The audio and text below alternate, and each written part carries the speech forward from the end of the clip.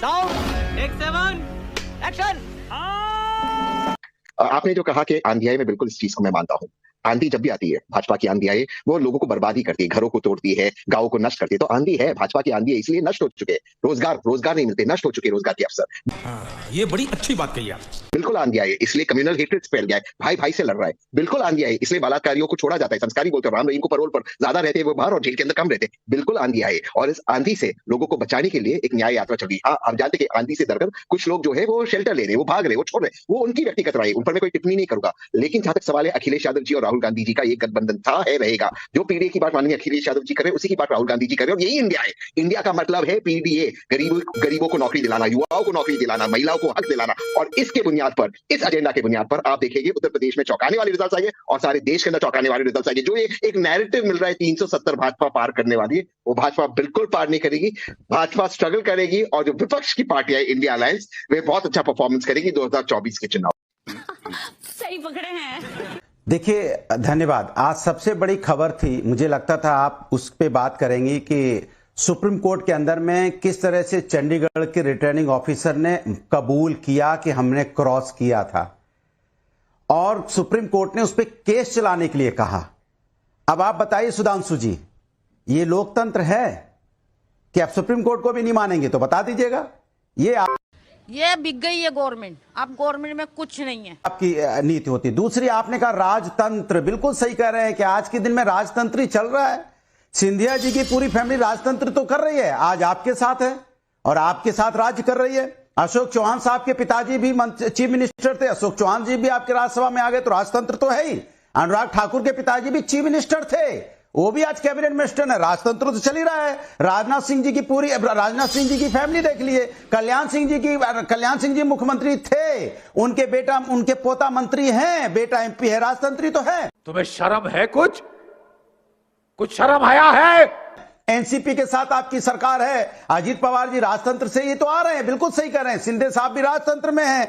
अब सोचिए, आप चौटाला की फैमिली भी राजतंत्र से चली आ रही, तो राजतंत्र तो आपने संभाल लिया अपने साथ, तो राजतंत्र तो आप हो गए। और सुधांशु जी, चिंता कीजिए एक बात की, हम तो यहां बैठे मिलेंगे आपको, समाजवादी या विपक्ष के नेता। आप अपनी चिंता करो, कल आप ना गायब हो जाओ, क्योंकि इतने आप इंपोर्ट कर रहे हो नेता, आप दूसरे दलों से, वो नेता आके आपको रिप्लेस कर देंगे। तो हमें चिंता आपकी होती, इसलिए कहते हैं हम तो हैं जैसे तैसे, मेरे आगे पीछे है जनता, आपका क्या होगा जनाबे अली?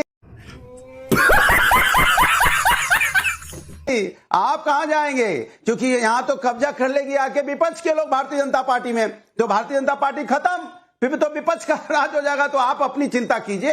दूसरी बात, जहां तक कि आप नाविका जी जो बार बार कह रही हैं, अब सवाल इस बात का हो गया देश के अंदर में कि भारतीय जनता पार्टी से कोई सवाल नहीं, क्योंकि वो सत्ता में है। कोई सवाल नहीं है, सवाल हो रहा है किससे? इंडिया से।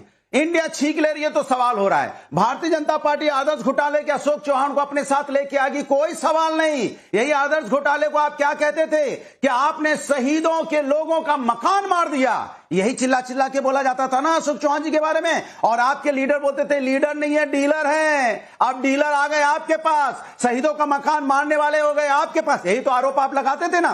तो जिन पे आप आरोप लगाते थे भ्रष्टाचार का, भ्रष्टाचार तो आपके पास आ गया। इसके मतलब जो नेता आपके पास आए जिनको भ्रष्टाचारी बोलते थे, तो आपकी पार्टी में पूरा भ्रष्टाचार आ गया, बुरी तरह से आ गया, जिस पर आरोप लगाते थे। आप परिवारवाद की बात करते थे, आपने सब इंपोर्ट कर लिया, पूरा परिवार। तुम चुल्लू भर पानी में जाके डूब के मर जाओ। हाँ बिल्कुल, क्यों नहीं आ सकते? जब भारतीय जनता पार्टी में जगह ही नहीं रहेगी, सब लोग कांग्रेस से चले जाएंगे, तो भाजपा के लोग कहाँ? जो सच्चे राष्ट्रभक्त लोग हैं वो तो कांग्रेस में ही आएंगे। वैसे मैं 2 लाइनें अगर आपकी अनुमति हो तो पढ़ दूं। अब तो लाइनें ही पढ़िए। काफी देर से खोजने में समय लगाया है। अच्छी किसी भी चीज की उम्मीद क्या करें, हम लोग जी रहे हैं मिलावट के दौर में। 10 वर्ष से देश में ऐसा माहौल बना दिया है, जो कहा कोई काम नहीं हुआ। लास्ट में मैं तो बहुत आदर करता हूं भाजपा के प्रवक्ता का, वो अभी लास्ट वाली उनकी लाइन थी कि हम तो विपक्ष की वजह से 80 सीटें जीत जाएंगे। आदरणीय पंडित जी कम से कम 2 बातें ही अपनी बता देते कि ये 2 काम हमने अच्छे किए हैं, इसलिए हम जीत जाएंगे। आपके सही पकड़े हैं। बाकी पार्टी वालों को दिख रहे हैं, आपको दिख नहीं रहा। कहां दिख रहे हैं बताइए? अब किसी का कोई विश पूरी हो रही है तो वो जा रहा है, किसी को राज्यसभा मिल रही है तो जा रहा है, और 2-4 राज्यसभा अगर इनके पास है तो हम भिजवा देते हैं। बहुत लोग हैं जो राज्यसभा में जाके अपना उम्र के अंतिम दौर में आनंद लेना चाहते हैं, तो ऐसे लोगों की तो कमी नहीं है। किसकी तरफ इशारा है? सोनिया गांधी जी तो जा रही है राज्यसभा। नहीं, और बहुत हैं, जैसे कि आप जिन लोगों का अभी नाम ले रहे थे वो सब लोग अपना चले जाएंगे। लेकिन मैं एक बात आपके चैनल पे खड़ी करना चाहता हूं, बात एक गंभीरता के साथ कहना चाहता हूं। आपने एनसीपी में उन लोगों को ले लिया, आपने एनसीपी के अजीत दादा पवार साहब, हसन मुशरिक, नवाब मलिक और छगन भुजबल साहब। बाबा सिद्दीकी तो बाद में गए हैं, वो पहले लॉट में हैं। उन लोगों के ऊपर गंभीर आरोप थे और गंभीर आरोपों को लगाने वाले भारत के प्रधानमंत्री थे। उसके बाद हम आ जाते हैं बिहार में। बिहार में क्या क्या नहीं कहा गया, कैसे कैसे शब्द नहीं प्रयोग किए गए मुख्यमंत्री महोदय के लिए, लेकिन उनको रातों रात आपने अपने पाला बदलवा लिया। ये बिक गई है गवर्नमेंट, अब गवर्नमेंट में कुछ नहीं है। खुद बैठे हुए हैं चैनल पे श्रीमान प्रवक्ता भारतीय जनता पार्टी ने आरएलडी के विषय में क्या क्या नहीं कहा। बहुत वायरल होता है इनका वो कोट, आरएलडी को वापस ले लिया। और मैं कितनी गिनवाऊं, पूरा समय निकल जाएगा। क्या कमी है ऐसी? भाजपा अंतर मंथन क्यों नहीं करती? क्यों जरूरत पड़ रही है उन लोगों की? 2 योजनाएं पूरे 10 वर्ष के बाद, जिनको आपने करप्ट बताया, जिनको आपने भ्रष्ट बताया, जिनके ऊपर आपने भांति भांति के आरोप लगाए, क्यों सुरक्षा बढ़ाई जा रही है लगातार कमलनाथ जी के घर की? क्यों कमलनाथ जी को आपने लेने के लिए पूरा रेड कारपेट बिछा दिया है, जिसके ऊपर आपने ऐसे ऐसे आरोप लगाए, मैं बोल नहीं सकता। अब बोल। तो ऐसी क्या वजह है, ये देश जानना चाहता है। क्यों आप झुक गए किसानों के सामने? कल तक तो बड़ी बड़ी बातें कर रहे थे, क्यों आज 3 मिनिस्टर बैठे हैं किसानों के आगे पीछे घूम रहे हैं? क्यों लिख के गारंटी देने के लिए तैयार हैं? मैं ये कह रहा हूं कि भारतीय जनता पार्टी की कथनी और करनी अलग है। और 10 साल में कोई काम नहीं किया। इंडिया गठबंधन रोज आ जाते हैं ज्ञान देने के लिए, फलाना हो गया, ढिमकाना हो गया, इंडिया गठबंधन टूट गया। अरे भाई, आपके पास ईडी है, सीबीआई है, आप लोगों को क्लीन चिट दे रहे हो। इन आधारों पर आप देश से तीसरा कार्यकाल मांग रहे हो। पार्लियामेंट में खड़े होकर आप कहते हैं एक अकेला सब पे भारी, और बैक चैनल खुला है, सब आ जाओ, सब आ बहुत जाओ, सही सब आ बातें जाओ, आपने उठाई। सब आ जाओ। नहीं, आपने बोलो, ये नहीं सुनने वाला। देखिए इंडिया गठबंधन का उद्देश्य क्या है?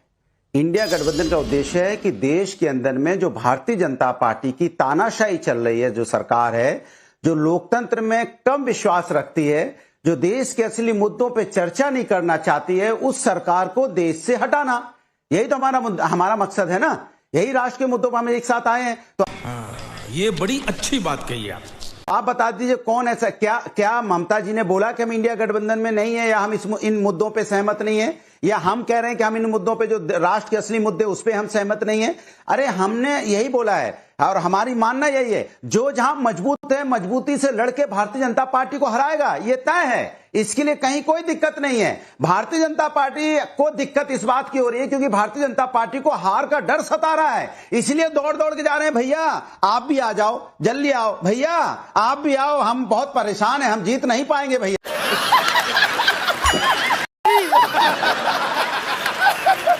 आओ आओ नीतीश जी, जो भी है, जैसे भी आप हैं, आपको हमने कितना भी उल्टा सीधा बोला, लेकिन सर आ जाइए, जीतना हमें जरूरी है। चलिए दोबारा चलिए भाई, जिसको चाहो आप पकड़ के ला रहे हो, भैया आ जाओ मेरे पास आ जाओ। क्यों? क्योंकि अगर आप कॉन्फिडेंट होते, आपको लगता आप जीत रहे होते, तो अब आप हाथ जोड़ जोड़ के लोगों को बुला थोड़े रहे होते।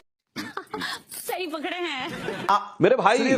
दिल्ली, बेंगलुरु, मुंबई, पटना, ये 4 बैठकें किसके लिए हुई थी मेरे भाई? के लिए आपने क्या क्या नहीं सिर्फ भय इस बात का, मैं बता रहा हूं, भय किसका और किसी का भय नहीं है। ये भय इनके अपने कर्मों का है, भय भ्रष्टाचार का है, भय कट्टरपंथी शक्तियों के समर्थन देने का है, भय अपने परिवार की सत्ता और सरमाया खो जाने का है। बाकी देश से इनको कोई मतलब नहीं है। मगर मैं एक बात कह देना चाहता हूं, देखिए इनके गठबंधन के अंदर की स्थिति क्या है, जो ये कह रहे हैं बड़ा बोलो, ये नहीं सुनने वाला।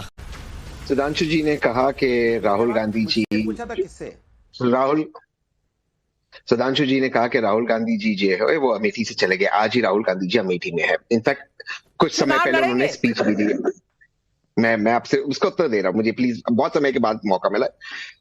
राहुल गांधी जी और रायबरेली, अमेठी और रायबरेली, कांग्रेस पार्टी और गांधी परिवार को हमेशा वहां से उनको रिस्पेक्ट मिला और वहीं से ही जो है लीडरशिप आगे जाएगी। इस बात को आप नोट करना। दूसरी बात मैं आपको कह रहा हूं, 2024 का चुनाव कांग्रेस वर्सेस कांग्रेस होगा। कांग्रेस नरेंद्र मोदी वर्सेस कांग्रेस राहुल गांधी। ये कांग्रेस वर्सेस कांग्रेस का चुनाव है। तो मैं सुधांशु जी को थैंक यू कहना चाहता हूं आपके माध्यम से नरेंद्र मोदी जी को। वो करना चाहते थे कांग्रेस मुक्त भारत, बीजेपी युक्त कांग्रेस कर दिया और कांग्रेस नरेंद्र मोदी वर्सेस कांग्रेस राहुल गांधी की लड़ाई में जीत तो कांग्रेस की ही होने वाली है। तो काहे आप इतने परेशान हो रहे? जीतेंगे कांग्रेस ही। सही पकड़े हैं। खत्म, bye bye, tata, good bye, गया।